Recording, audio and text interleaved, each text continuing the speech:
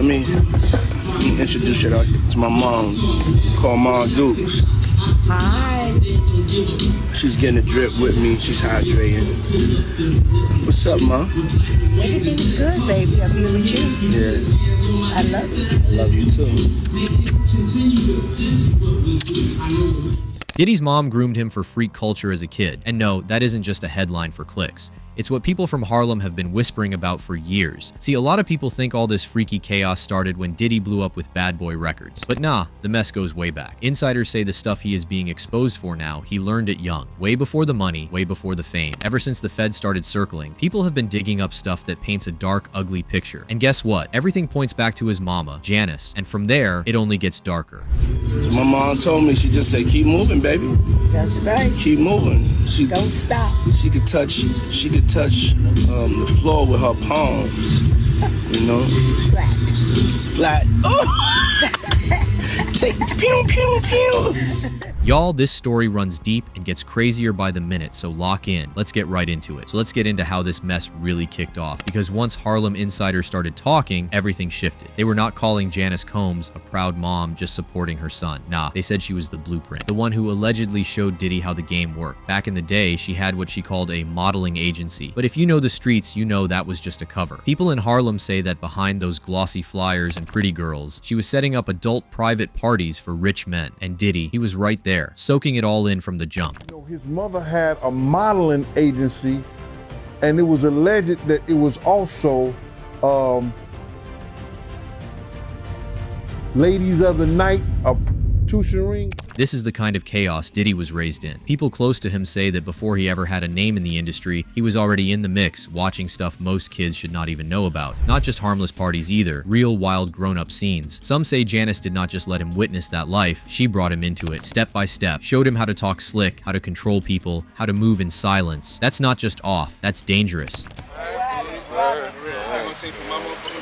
That wasn't good. I want you to sing at the top of your lungs. Oh, no, that was the top of my lungs, though. If you don't feel it, let's not do it. That was the top of mine. And to make it even worse, people are saying she wasn't just watching from the sidelines, she was right there in it. Yes, the same freak-offs that got Diddy dragged into court. The lawsuits, the NDAs, the broken people coming forward. Janice might have been part of it from the beginning. From what some insiders say, she did not just raise Diddy, she raised him in that exact environment. Now let's get into the part that really had people doing double takes. That hotel hallway clip of Diddy putting his hands on Cassie? Yeah, it lit the internet on fire. But Janice popped out right away, riding hard for her son like he was the one under attack. No second thoughts, just full defense mode. She made it look like the world was coming for some poor innocent man, but people from Harlem have been saying, nah, she knew exactly what time it was.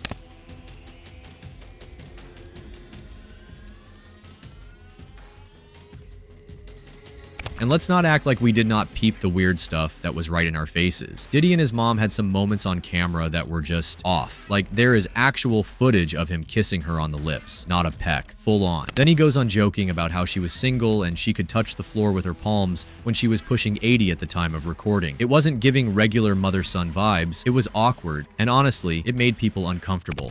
She could touch the floor with her palms, you know?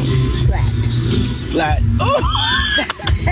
Take pew, pew, pew. On top of all that, there's this old clip showing Diddy and Janice sitting side by side, both getting IV drips like it's nothing. Now sure, people get IVs for all kinds of stuff, but when you know the backstory, it hits differently. Court docs say Diddy's freak parties got so intense that people would literally pass out and need medical help after. We are talking drenched in sweat, passed out on couches, full body exhaustion. Those IVs were not just for wellness, they were for recovery. So when people saw Janice sitting right next to him getting one too, it did not come off like some sweet mom and son moment. It felt way too close, way too personal. Not saying he got with her, but it was just plain uncomfortable. Getting a drip with me, she's hydrating. What's up, Mom? Everything's good, baby. Then there is Dapper Dan, a Harlem legend who kept it all the way real. He said this whole mess with Diddy did not start with Diddy, it was passed down. When people asked him about all the drama, he did not defend it, but he did not need to drag him either, he just laid it out. Dapper said he grew up around Diddy's family, and the stuff we are seeing now, he has seen it before. The control, the secret rooms, the freaky vibes, that was not new. It has been running through the culture like a curse, passed down, not picked up. I grew up with Puff Daddy's parents.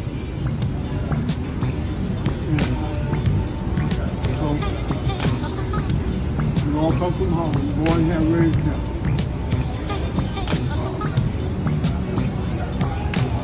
No matter what happens in the culture, it didn't just start.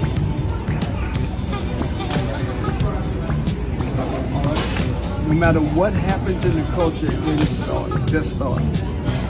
A lot of things that you see happen came about from not even from my generation, but the generation that became. So when you really look at someone's childhood, things start clicking. And with Diddy, yeah, his early years were anything but normal. Diddy says he lost his innocence by 13, but it goes even deeper. In one old interview, he literally bragged about messing around with certain stuff at just 7. And the way he talked about it, it wasn't like he saw it as trauma. He treated it like some badge of honor, like it was part of growing up. That's not just messed up, it shows how deep the damage goes. Now here's where things go left. A rumor floating around that Janice might not even be Diddy's real mom. People in Harlem have been saying his biological mother passed away years ago, and Janice could actually be his aunt. That would explain a lot, like why their dynamic feels so off, so intense. Why is she always right there in the middle of the mess, defending him like her life depends on it? Some people think she is not just protecting her son, she is protecting a secret that is way bigger than all of us thought. And here's where it gets even deeper. Diddy's dad, Melvin Combs, was allegedly a Fed, like a full-on government informant. Jaguar Wright, her sac or people in Harlem already knew. If that's true, then Diddy wasn't just surrounded by secrets, he was born into them, which is probably why some folks think he might be one too. Even Kanye said it to his face on camera, and while Kanye's not exactly the most reliable source, even broken clocks like him are right twice a day. So yeah, this might not just be a messy family, it's looking like a Fed legacy wrapped up in fur coats and flashy chains. As you guys know, the streets have been speaking up for years, calling Janice the original puppet master. Some even thought she was the head madam behind all the madness. Mace, who has had his own drama with Diddy, backed that up too, saying Janice knows everything. He said Diddy hides behind his mom like she is the vault holding all his secrets. And now with these lawsuits piling up and more people coming forward, those old claims, yeah, people are finally starting to believe they were not just talk. Everything is in your mother's name. That's the one who got the receipts. You need more proof? Biggie ain't here, so Big can't give you no receipts. He dead.